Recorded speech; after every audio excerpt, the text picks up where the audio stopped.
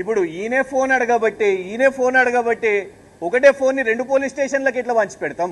సగం సగం ఇమ్మంటారా? లేకుంటే బ్యాటరీ ఒకళ్ళకు, ఛార్జర్ ఒకళ్ళకు, డిస్ప్లే ఇంకొకళ్ళకు, స్క్రీన్ ఇంకొకళ్ళకి ఇమ్మంటారా? ఆల్రెడీ మాదాపూర్ పిఎస్ఓలు గతంలోనే ఫోన్ సీజ్ చేసుకున్నారు. ముందు కూడా పోయిన సంవత్సరం ఒక కేసు వేసి ఫోన్ జప్తు చేసుకున్నారు. ఆ ఫోన్ మీ దగ్గరనే ఉన్నది. మళ్ళా ఇప్పుడు ఇదొకటి.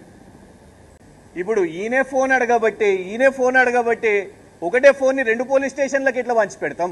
సగం సగం ఇమ్మంటారా? లేకుంటే బ్యాటరీ ఒకళ్ళకు, ఛార్జర్ ఒకళ్ళకు, డిస్ప్లే ఇంకొకళ్ళకు, స్క్రీన్ ఇంకొకళ్ళకి ఇమ్మంటారా?